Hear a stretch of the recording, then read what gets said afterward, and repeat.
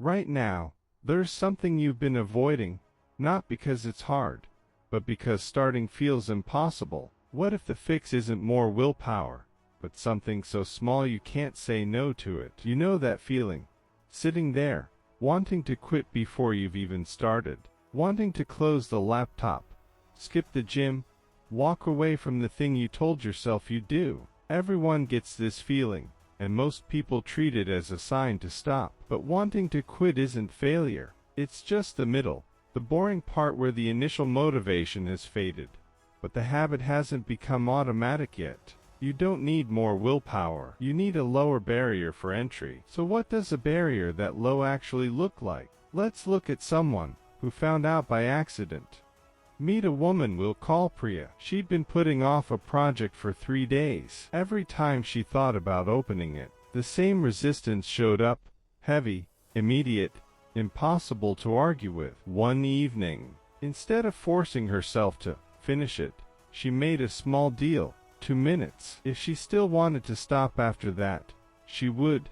No guilt attached. She opened the file. She started typing. 2 minutes passed, and she didn't want to stop. The momentum was already there. She stayed for an hour. The 2 minutes hadn't fixed the task. They'd fixed the starting problem. Priya started using this everywhere. The gym, the hard email, the thing she kept postponing. Not because 2 minutes always finished the job, but because 2 minutes always broke the part that actually cost her the most, the standing still, deciding whether to start part. Her to-do list didn't shrink because she became more disciplined. It shrank because she stopped needing discipline for the hardest part. She'd found a way around it entirely.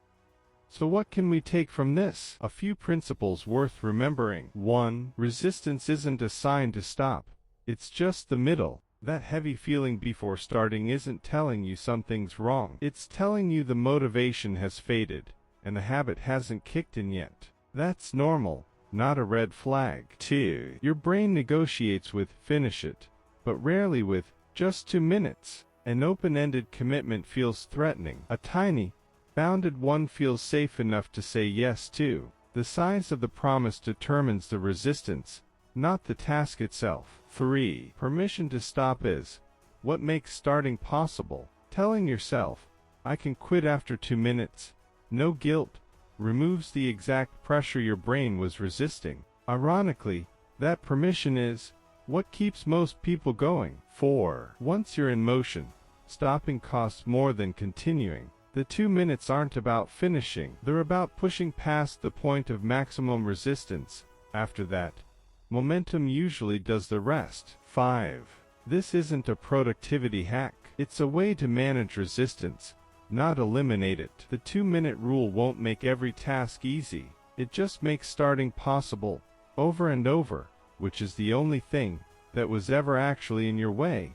So the next time you're avoiding something, not because it's hard, but because starting feels heavy, don't promise yourself the whole task. Promise yourself 2 minutes. Set a timer. Tell yourself you can stop after. No guilt. Most days, you won't want to. So today, pick the one thing you've been putting off. Give it 2 minutes. Just 2. Start now. If this helped you get past your own resistance, hit subscribe. This channel is built for people done waiting to feel ready, and ready to just start the timer. I'll see you in the next one.